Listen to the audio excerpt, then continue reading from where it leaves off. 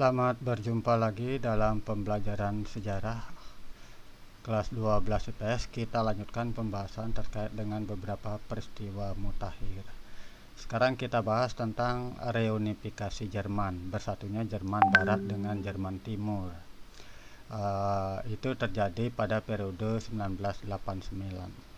Tapi sebelum itu kita lihat sedikit terkait dengan bagaimana Jerman kok bisa terpecah menjadi dua. Ini sebenarnya berhubungan dengan Perang Dunia Kedua yang kalian pahami diprakarsai juga oleh Jerman di bawah Hitler. Di dalam sekutu kalian sudah ketahui ada kelompok Inggris, Perancis, Rusia, kemudian Amerika. Nah, kemudian karena mereka juga memiliki berbagai kepentingan, nanti dilakukanlah pengepungan terhadap posisi Jerman sebagai pusat kekuatan dari Hitler. Dari arah barat, nanti tentara Amerika Serikat, Inggris, Prancis itu menyerang, kemudian menduduki wilayah Jerman bagian barat. Sementara dari sisi wilayah timur itu diserang dan diduduki oleh Uni Soviet.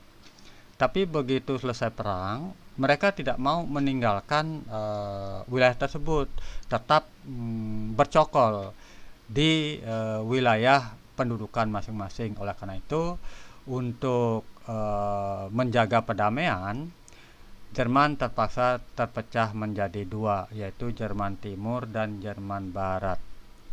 Jerman Barat dengan ibu kotanya Bonn, Jerman Timur dengan ibu kotanya Berlin. Nanti Bonn itu diduduki oleh kelompok negara-negara demokrasi sehingga negerinya pun berkembang sebagai negara demokrasi. Sementara wilayah timur Uni Soviet karena dia adalah komunis sosialis, ya ideologinya adalah komunis sosialis. Bahkan ibu kotanya sendiri atau kota Berlin sendiri itu dibagi menjadi dua, ada Berlin Barat, ada Berlin Timur.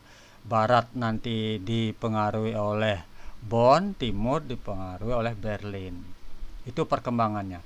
Tapi kemudian seperti kalian ketahui bahwa periode berikutnya kan terjadi perkembangan yang sangat cepat di wilayah Eropa, khususnya Eropa Timur. Seperti misalnya bagaimana ajaran Gorbachev memberikan angin segar bagi negara-negara Eropa Timur untuk berganti ideologi, sehingga banyak negara komunis yang meninggalkan komunismenya, termasuk Uni Soviet sendiri. Ini mengarah pada runtuhnya komunis. Nah, kemudian dari bagian tersebut nanti muncullah keinginan untuk menyatukan Jerman menjadi Jerman bersatu. Dimulai dari pembongkaran tembok pemisah Hongaria Austria. Itu sebenarnya juga memberikan angin, memberikan kekuatan untuk membongkar tembok yang dibikin di kota Berlin, namanya tembok Berlin. Kemudian ini kita lihat pada 1988 politik dan ekonomi mengalami kekacauan. Runtuhnya kekuasaan Erich Honecker di wilayah timur karena ekonomi pada saat itu memang mengalami masalah. Posisi Erich Honecker digantikan oleh Egon Krenz. Nah, ini muncullah demonstrasi. Dari segi politik terjadi perubahan kepemimpinan, kemudian dari segi sosial muncul gerakan-gerakan rakyat yang ingin membongkar tembok Berlin, menghancurkan tembok Berlin, karena itulah yang dianggap sebagai lambang pemisahan di antara mereka, karena mereka pasti bersaudara antara wilayah barat dengan wilayah timur. Nah, kemudian Politbiro dan kabinet bubar pada tahun 1989, dilakukan pemilu menyatakan partai politik non komunis. Nah, ini juga memberikan kesempatan untuk bersatunya Jerman. Tembok Berlin, daerah perbatasan lainnya menyatakan terbuka, sehingga mulailah pembongkaran tembok Berlin di tahun 89. Nah, secara kronologis dari proses penyatuan Jerman bisa kita lihat pada berikutnya. Ini bisa kalian baca, saya bacakan saja misalnya. Pembahasan tentang hak asasi manusia oleh kelompok Nest Forum, pimpinan Robert Epman, tokoh pembangkang. Nah ini yang menjadi bagian adalah hak asasi manusia yang dijadikan satu momentum untuk menyatukan Jerman. Kemudian demonstrasi menentang Erich Honecker sudah tadi. Kemudian Erich mengundurkan diri digantikan oleh Egon Krenz. Kemudian 9 November runtuhnya tembok Berlin. Muncullah tokoh Helmut Kohl mengajukan 10 pasal kepada Jerman Timur kalau misalnya mau bergabung. Nanti ada kesepakatan juga antara Bush dengan Gorbachev.